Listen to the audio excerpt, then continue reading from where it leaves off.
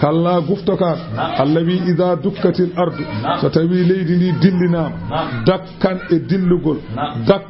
dillugol ko wonno e dow leydi yirbinama kaaje ɗe jirbinama fofo dillinama wa jaa rabbuka yamirore joome ari wal malaku malaikaji ngari ene mbaɗi saffan ene mbaɗi sappeji ñande darga ñande hen de woji a yawma idin ñande hen so tawi addama bi jahannama jeygol jahannama ngol addama e ngol waɗi masalan capanɗe jeeɗiɗi ɓoggol kala hen ɓoggol capanɗe jeeɗiɗi ujunere masalan malaika ha nangar ɗum Allah wi yawma idin ñande hen de yatazakkarul insanu ñande hen keefeero micco ñande hen say miijo ñande hen neɗɗo baɗannoɗo ko boni siftora Allah wi wa anna lahu zikra holno wodirantamo ciftorgol tawde ko toon ko nafata so tawi ko maya jiya jeygol ne ciftora Allah tarda kay torotaran kan mbi torotara tardi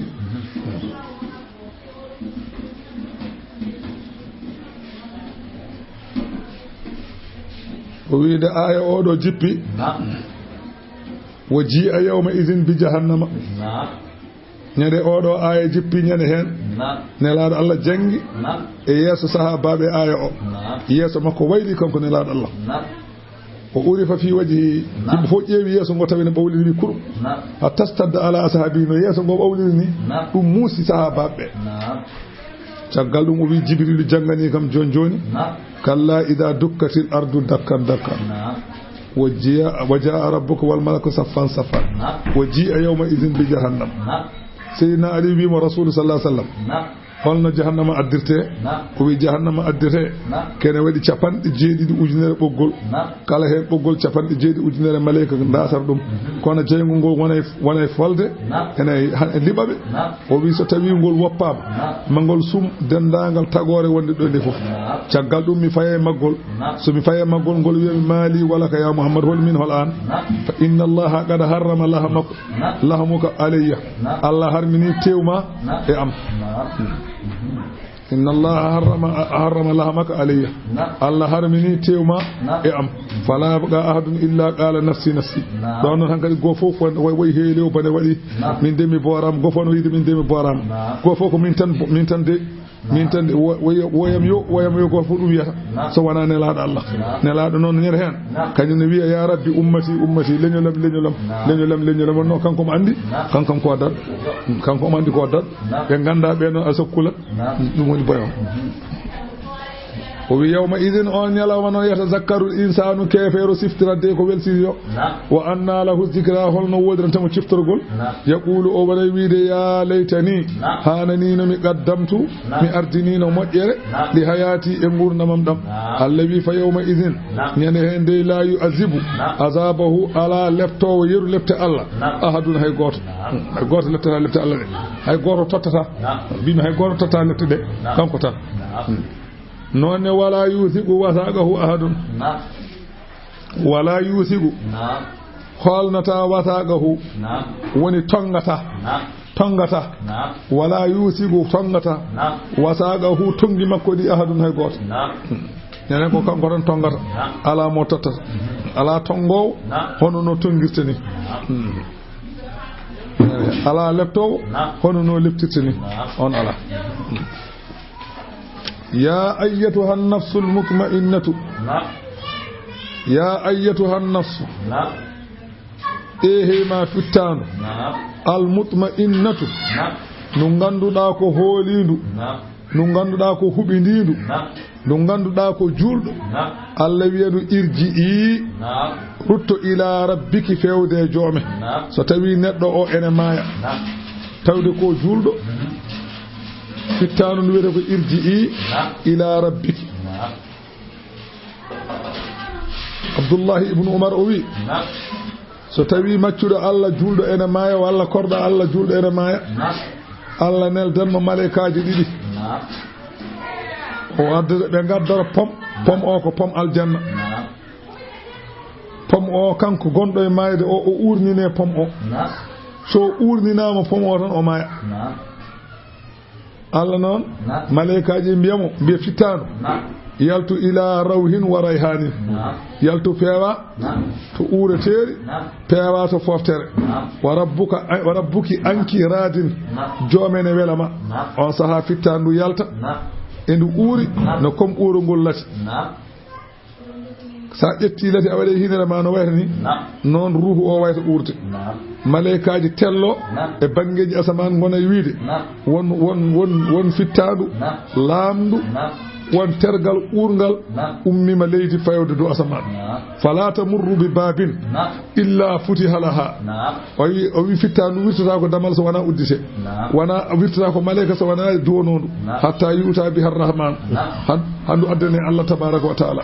no sujjana Allah wiya Mika'ilu nawduɗo fittandu wandu to pittali julɓe ngoni to on saha kanko mayɗo ɗaɓri makko ki yañe fadde capanɗe jeeɗiɗira jaajiki e juuteki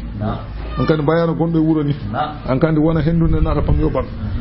so tawi wonko joguino e Qur'ana no foti fof ɗum wonata annore makko so ala ko o joguino e Qur'ana Allah waɗanam toon annore fonde no nangi ni e qabri makko ay nangi way adun ni non wayata e qabri makko o ɗanono jomajo ɗanorto ni ala pindinowo ɗum so wona ɓurɗo yidde ɗum so tawi kefere kadi ko so maayi han kanti o wi Allah neldamo malaikaji ɗiɗi ewa addanamo koltu ko ganduɗa ɓurgu lubde ɓurgu ñaadde e kala ko ñaaƴi on saha malaika o wiyamo yaltin fittanu ma jasnu fittanu lumdu fittanu bondu yaltu fewde jahannama e lefte musde on saha yaltu joomene tikkanma faami hen gande moƴƴani ma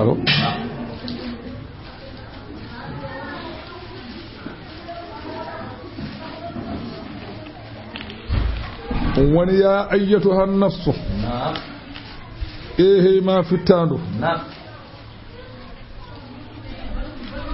irji'i almutma'innatu huɓindindu ndu ganduɗa ko julndu irji'i ila rabbiki rutto fewde joome radiyatan aɗa wela ko Allah rokkuma e moƴƴere mardiyatan ka welandu to Allah e golle ma ko golluɗa Allah ne wela fadkhuli naat fi ibadi e dendagal jiyaɓam moƴƴuɗo wadkhuli naat jannati aljannam fitandu Allah wiyano noon suratul baladi simore nde ko noon nde wiyete makka ne jippi ayaji ɗe ko nogas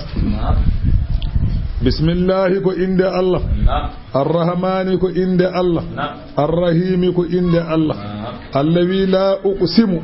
mi wondiri bi hadal baladi ngoɗo wuro makka wa antano an Muhammad noon hillun ka daktinɗo bi hadal baladi ngoɗo wuro ey bi an yuhilla laka a daktinanama wuro ngo fatuqatila fihi aɗa haaɓe hen mi yamirima wa walidin Allah wi mi wondiri jinnaɗo hono baba adama wa ma walada e kala ko o jogori jibinde mi wondiri ɗum jawabul qasami o laqad khalaqna al insana Allah wi wallahi ɗeɗo gondoje pop ko min tagi neɗɗanke fi kabadina tampere wallahi min tagi neɗɗo tan koye tampere ko ari neɗɗo ne sippira fof caggal ndi jibina ko taƴede wuddu ndu haɓɓe so ɓenni ɗon o sippiray muynugol so jooɗima ñalawma kurɗo o muynani tan o mayat caggal ɗum o sippiray purgol ñiiƴe jaggo ɗum ɗon ñiiƴe so ɗon ɓenni o sippiray dillugol ɗemgal so ɗon ɓenni o sippiray ento ɓuri musde hay fiyeede so ɗum ɓenni o sippiray duhade o sippiray muusuji o sippiray sunnuji so ɗum ɓenni o sippiray ceerno e jawlogol mum o sippiray ceerno e neegol mum o sippiray ceerno e siyas mum o sippiray ceerno e kulol mum so ɗum ɓenni o sippiray alhaali yidde resde so ɗum ɓenni e heñaade e resde so ɗum ɓenni o sippiray e dañde ɓesngu e dañde ko liggonte e dañde jawdi so ɗum ɓenni o sippira e maade galleji e maade kuɓeje so ɗum ɓenni nayo ara e koppi muusoji ngara e makko koyɗe muusoje ngara e makko hankanti ko ganduɗa a wawa limtude ɗo ko eno kelu hoore en ñiiƴe muusoje en guite muusɗe en guite gumɗe en fof ngara e makko so ɗum ɓenni kadi e sunduji ñamale bone ñamale kadi ara e makko o sippire caɗele jawdi o sippire caɗele fittandu koyno fiyede en sokede en kala ñalawma garɗo wonko sippirta so ɗum ɓenni mayde nana yeeso o maaya so maayi kadi haɗani ɗon o waɗe e gabri leydi pawe dow makko tuufeje pawe dow makko leɗɗe pawe dow makko bandi kadi ɓiɓɓe makko e miñi en goppamo ɗon jaaha woppide yeewen so ɗum ɓenni maleykaji ɗiɗi ngara e makko munkari e nakir ene namdo alhaali makko holko o jogui ha ganda so ɗum ɓenni gabri ki ɓittamo ha o ɗeɓa dajjitade leydi ndi arta e makko ɓittamo ha porkode nanggamo so ɗum ɓenni niɓɓere gabri kadi noon ɗon ko bone so ɗum ɓenni ummital o daro yeeso Allah o hasbe so Allah ñawanimo moƴƴere o faya aljanna o fofto hankanti so wonno woni so tawi wonno alhaali way kadi tampere jokko wonata jeygol ko ni dey neɗɗo tagira woni ko Allah wi laqad khalaqnal insana fi kabadin wallahi min taggi neɗɗo koye tampere kanko fof ko tampere gurnam makko mum ko tampere ha o maaya so wona o nata aljanna foftere ala Allah wi ayahsabul insanu mbele sikkat neɗɗo mo janguno den hecci hanki abul asad ibn kildata binaɗo ko jom doole o kañum wawi maleykaji Allah wi mbele o sikkat an ko woni fi lan yaqdira alayhi ahadu hay goto ala ko wawi makko ɗum o sikkat wallahu non qadirun alayhi Allah kam wonko wawi makko yaqulu mo heewi wiide mo waso wi ahalaktu malal lubadan mi halki e dow anje Muhammad jawdi kewndi mboɗo rokka yimɓe yo ballam anje Muhammad Allah wi ayahsabu mbele o sikkat an ko woni fi lam yarahu ahadun maaro o sikkat ko hay goto yiyanimo fima anfaqahu aha ko nafqara ko e andude ko nafqara ko no foti o sikkat ko hay goto anda ɗum wallahu non alimun bi qadrihi Allah en andi fodde ko nafqi ko Allah wi oɗo kangal alam naja allahu mbele min mbaɗananomo aynayni gite ɗiɗi walisanan e ɗemgal wa shafatayni e toni ɗiɗi mbele min mbaɗananomo ɗum kanko yaqulu fil hadis Allah ne wiye yabna adama an ɓi adama in naza'aka lisanaka fima harramtu alayka faqad a'intuka alayhi Allah wi so ɗemgal ma ngal foɗodiri e ma ko karminmi e ma haalde so ɗemgal ngal wiine haala ɗum Allah wi mi wallima geɗe ɗiɗi mi wallima ñiiƴe artir mi wallima toni artir a haalata sa yiɗi haalde ko boni a artiri ñiiƴe ma a artiri toni ma aɗa jogori haalde Allah wi mi wallima e ɗum Allah wi so gite ma mbi ene ndaara ko karminmi e ma mi wallirima kadi geɗe ɗiɗi gite ɗiɗi ɗum to ñamamboji ɗi gartira nde ɗum o nguga nguru less ngu e nguru dow muɓɓa gite a jogori yiite so tawi yiitere ma wino holluma ko harmi muɓɓu gite ƴeewa sa yiya sa yiite ngo a wela wa in naza'aka farjuka ila ba'di ma harramtu alayka so farji ma yiɗi wadde ko boni Allah wi mi wallima jaggo tuuba ma ndu hoɗa sa duyima tuuba walla haddima wudere ma waɗa ko boni watta Allah mi wallima ɗe gueɗe kala ko mbaɗɗa an wela Allah wi alam naja allahu mbele min mbaɗanano neɗɗanke aynayni gite ɗiɗi walisanan e ɗemgal wa shafatayni e toni ɗiɗi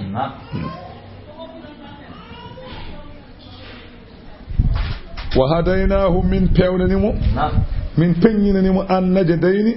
laabi ɗiɗi laawol moƴƴere e laawol bonande kono noon falaqtahamal agabata o yawtaani ko wiyete agabata ko hayre o yawtaani yaani o waɗaani ko wiya ɗum firti falaqtahamal agabata o yawtaani nde hayre maana o waɗaani ko wiya ko o waɗaani ɗum wa ma adraka noon mi andinanima an Muhammadu mal agabatu ko woni agabatu mi haalnanima a anda ko firti agabatu e lewri nelaɗo Allah a anda ko firti agabatu tan Allah noon ne haalnam ko firtata agabatu o wi agabatu firta ko fakku ragabati ko hoɓɓidde dande miskino Allah maccuɗo mo kalfuɗa jaafoɗa ɗum jaha ɗum koye agabatu jeeya aw ida amunu fi yawmin walla ñamminde ñalawma gooto zi masghabatin neɗɗo mo ganduɗa ko joom heege tawa kadi yatiman ko alyatimu za maqrabatin joom jiidigal aɗa jogii jawdi awaɗo ko miskino Allah ko alyatimu te onon jiidi ñamminamo baraji mum Allah andi tolni hay goto anda en kaalino hanki tan nelaɗo Allah sallallahu alaihi wasallam o wi kala ñamminɗo neɗɗo longere wotere ɓuri hewde baraji e maade jumaji ujunere longere wotere ñamminde miskino Allah ɓuri hewde baraji e maade jumaji ujunere deke en gandi jaati geɓe men ɓe kam kañumen kam kalta kaadi ñande kala ni ñammina en longue wana wotere kadi ko longue ha heewa ɓe kam ganda jumaji mumen ɗo tolni jaati ñamminowo almudo kam anda jumaji mum ɗo tolno on kam Allah andi jumaji mum tolni kaade te kadi ko miskino Allah te kadi a ñamminirande oɗon jiidi a anda ni to jeeya ko Allah tan ɓaɗirɗa hay hunde a waɗirani a anda to jeeya a anda to ummi yoɓanima aɗa ñammina aɗa yarna a ɗaminaki mum kadi hayda sabu so tawi tinima arti waɗa ko hokkuma seeɗa so tinaki hayda an kam ka o kay kam dañi moƴƴere ala ko haali kadi ko miskino kadi ko alyatimu kadi ko bande ɗum woni fakkura gabatin mo Allah wi o aw miskinan walla o wana bande ni kono ko miskino o wana alyatimu ni kono ko miskino za matarabatin jom basal ko miskino jom basal mo ganda jungo mum koko takke leydi haydara ala summa kana refti kadi oɗo o laati mo ñamminɗa o laati kadi min alladina amanu o jeeya koye ɓen ɓe ganduɗa ko gonɗinnoɓe Allah watawasaw ɓe ene mbasodira yoga mumen e yoga bisabri e muñal e ɗoftare Allah e muñal e wasde wofde Allah kanko ñamminowo miskino o ñamminɗo miskino o summa kana min alladina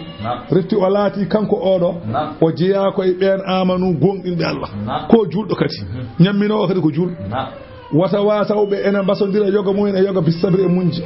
wata wasawɓe ene mbasodira yoga mumen e yoga bil marhamati e yurmodirde aha Allah wi ulaika sifiɓe ɗiɗo sifaji ɓe dañɓe ndeɗo moƴƴere ɓe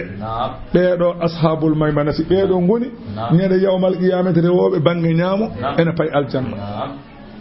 yo Allah wattu ene ɓen walladina kafaru ɓen ɓe ganduɗa ko heefereɓe ɓen ɓe ganduɗa ko yedduɓe bi ayatina e ayeje amen yedduɓe qur'ana yedduɓe ko qur'ana wi yo waɗe yedduɓe qur'ana sali ɓeɗo hum kañum ɓeɗo ashabul mash'amati ɓe goni yimɓe bedda bange nano alayhim koye ɓeɗo narun jeygol musadatun ombagol koye ɓeɗo jeygol omboto alayhim wone mabɓe narun jeygol musadatun ngol ene ombe jeygol coketegol ɓe mbaɗe e nder kuɓe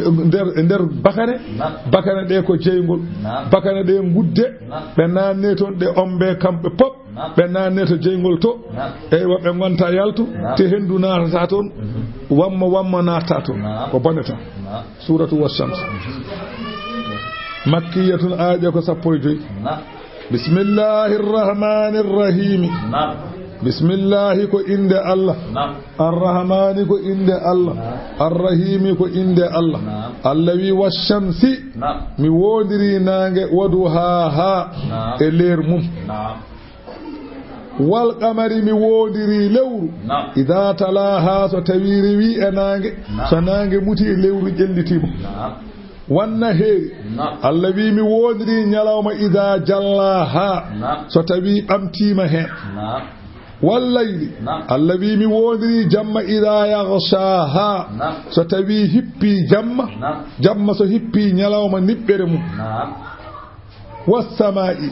Allah wi mi wodiri asaman wama banaha eko bamti dum wal ardi mi wodiri leydi wama dahaha eko werti dum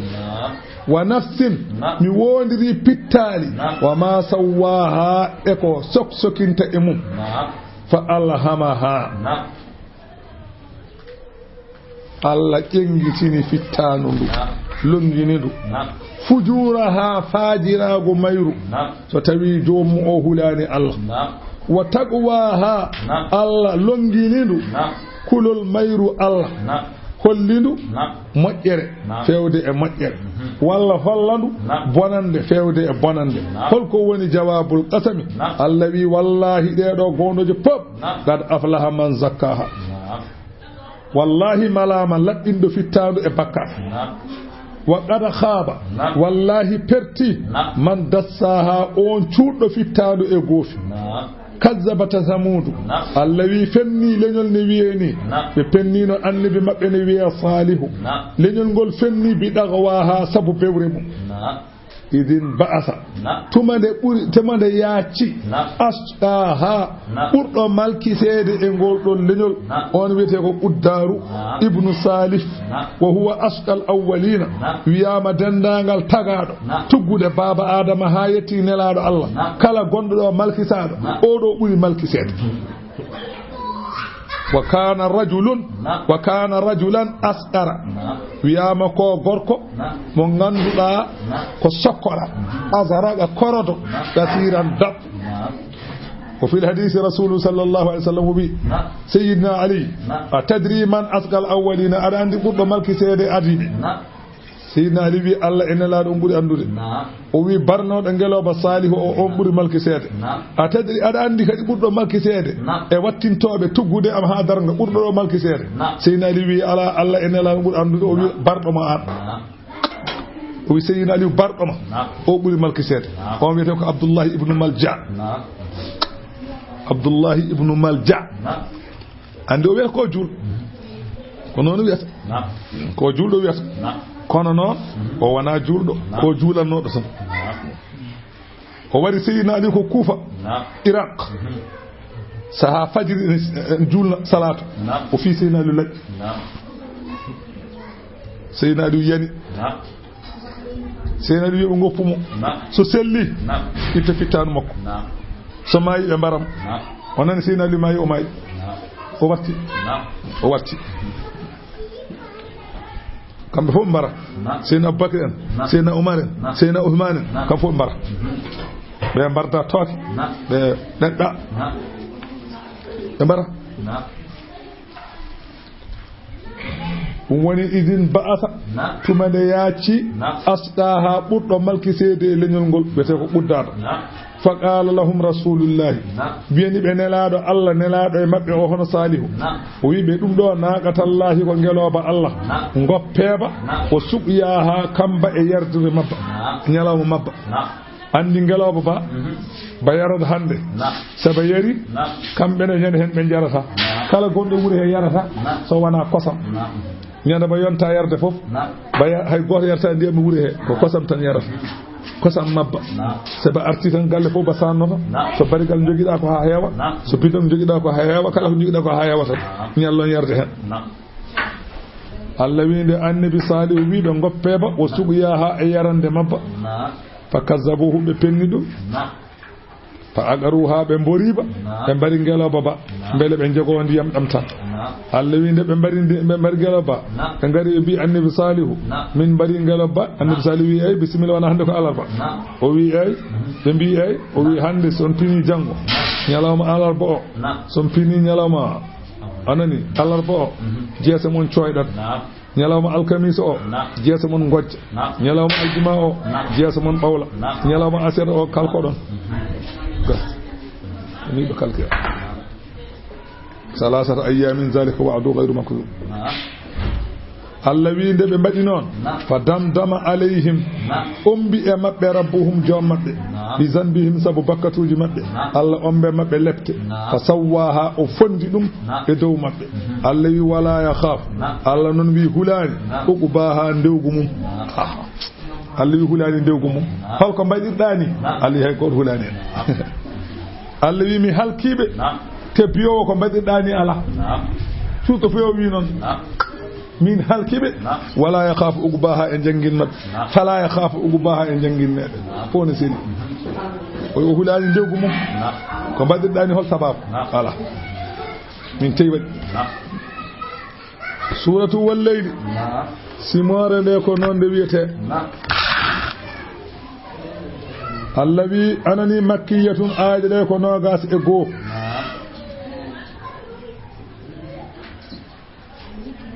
Allah wi bismillahi ko inde Allah arrahmani ko inde Allah arrahimi ko inde Allah Allah wi wallayli mi wondiri jamma ida yaghsha so tawi hippi niɓɓere mum hakkunde asaman e leydi wannahari mi wondiri ñalawma ida tajalla so feeñi wa ma khalaqa adh-dhakara wal unsa mi wondiri ko tagi gorko tagi debbo holko woni jawabul gasani o inna sa'yakum la shatta wallahi golle mon ne certi wallahi onon yimɓe oɗon certi golle fa amma man aada so tawi ko on dokkuɗo haqqe Allah wattaga huli Allah wa saddaqa gonɗini bil husna la ilaha illa Allah muhammadur rasulullah oɗo fasanu yassiruhu mamin newnan oɗo lil yusra wonande ko newi hono aljanna wa amma man bakhila so tawi ko on ɗawɗo haqqe Allah wastaghna yondini ga baraji Allah wa kazzaba fenni bil husna fenni qur'ana fenni la ilaha illa Allah fasanu yassiru on mamin newnan ɗum lil usra ko satti mamin nanu ɗum jeygol wa ma yughni nafata non anhu ga makko malahu jawdi makko idha taradda so halki walla maluhu so halkima jeygol jawdi makko nafatamo inna alayna koye dow hoddira amen lal huda feññinde laawol peewal o yalta e laawol majjere beele laawol peewol ngal rewe ko haalana ɓe laawol majjere ngol beele ngol woppe wo inna lana ene woodani min lal akhirata ko wiyete lahara ko minen jeyi wol uula ko wiyete aduna ko minen jeyi ndeke fa man ɗalabahuma min gayrina faqad akhda saɗa yiɗi aduna koto Allah ƴewata saɗa yiɗi lahara koto Allah kala ɗaɓɓuɗo aduna to wona Allah on woofi lawol kala ɗaɓɓuɗo lahara to wona to Allah woofi lawol fiɗɗo fof koto Allah faata saɗa aduna ƴewta Allah saɗa lahara faata Allah aya fa anzartukum mboɗo hulɓini on mboɗo hulɓinira on onon makkanaɓe naran jeygol talazza ngol ene dulbito la yaslaha natata e maggol noon illa al asqasa wana malkisaɓe allazina on kazzaba pennuɗo nelaɗo Allah wata walla runkiti galima naf o dima natgol wa sayujannabuha ma woɗɗitine ngol al atqa kulɗo Allah allazina on yu'ti malahu mo ene totta jawdi mum Allah yatazakka pour laaɓa to Allah tawa yaltinira jawdi ndi wana yeengo wana nannanti yaltinir tan ko Allah ene laaɗo mum woni sayyidina Aboubakar radiyallahu ta'ala anhu o meeɗino wirtade Bilali oɗo Bilal ibn Jammuh kanko woni Bilal ibn Rabah ismuhu hamama yummakko wiyete ko hamamatu kanko bilal bammakko wiyete ko rabah yummakko wiyete ko hamama ko gonɗindo Allah te gonɗuɗo e gonɗingol mum Allah omo gonɗini Allah omo gonɗi hen kadi ɗahirul qalbi ko labɗo ɓernde umayyata ibn khalafin ko kefeero kañum halfunomo so tawi ceeɗu waɗi pulum wuli jaw kanko oɗo umayyata kuɗaɗo o yaltina bilali so nangi wuli o lelnoya ɗum e kaaƴe o ɓoora ɗum ha laaɓa o lelna ɗum e kaaƴe so lelni ɗum e kaaƴe o ƴetta kaaƴal ɓuttal o fawoye becce mum o wona wiide a seerata ko ni hane mayɗa fof walla jedda Muhammad ni tan kono kanko bilali konngol makko bongol e moƴƴo fof ko aha goto rasulu sallallahu alaihi wasallam wirtimo omo wiya noon nelaɗo wi goto mo mbiyata o de ma dande nelaɗo yetti Aboubacry Siddiq o yewtide muɗo wi Aboubacry wi naam o wi Aboubacry andi ko nelaɗo Allah yiɗi wiide ko faati galle mum ƴetti libar kanŋe fayto Umayya o wi Umayya kul Allah goppa o jeyaɗo Allah Umayya wi ko an bonnimo so wonko mbawɗa dandumo kanko Aboubacry tottimo libar kanŋe o nawti Bilal remɗina wanno wiɓe won konngol wi ala Bilal Aboubacry wi ko mboɗo jogui maccuɗo ɓurɗomo tidde on kadi koye diine ma woni armi tottuma on goppamo mbasa leftudemo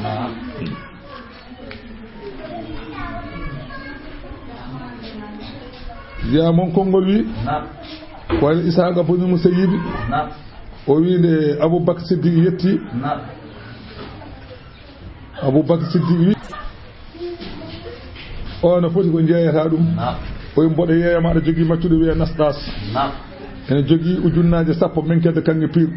ene jogui horɗe e maccuɓe ene jogui jawdi jahori o keefeero Aboubacry noon ala fof ɗo waɗani yo jaaba Allah sali Aboubacry tikkanimo woppimo ewa oɗo kuɗaɗo noon Umayya wi yiɗi ko on Aboubacry tottimo on nawi Bilali o rimɗimo Aboubacry rimɗini goɗɗo ne wiye Amir bun Fuhayra on tawama walde Badri wara ko ñalawma mauna o rimɗini goɗɗo debbo ene wiye Ummu Umaysi o rimɗini debbo goɗɗo ne wiye Zuhratu nde o rimɗini o kanko Aboubacry on ɗon tuubi jaɓi Allah wumi on ɗon ko korɗo hefereɗo wonno Aboubacry soodimo rimɗinimo o wonti julɗo tan wumi kamɓe hefereɓe mbi ma adhaba basaraha illa Lata wal Uzza ɓe mbi ala ko wumnimo so wona Allah men biyeteɗo Lata e Uzza kanko debbo o heeɗi o wi on cemti Allah bonimon cemtata mi wondiri suudu Allah ndu Lata e Uzza mbawa nafde mbawa lornude tan Allah artirinimo guite makko kisa o watti yiide Allah wi wa mali ahadin indahu min ni'matin alana hay gooto to Allah e neema tujuzamo ene yoɓe illa so wona mo ganduɗa golli ɗum ibtiga a wajhi rabbihi ɗaɓɓude yeeso jomum ala towɗo hay gooto ala neema mo ene yoɓe so wona gollirɗo Allah golliri ɗaɓɓude yeeso Allah gollirani yeengo gollirani ha wiye wooro ko Allah tan golliri on de ma yoɓe ha heewa wala sawfa yarda woodi kam so hokkama ma wele sabu hokkete ko aljanna so neɗɗo hokkama aljanna noon foti ko weltade ma to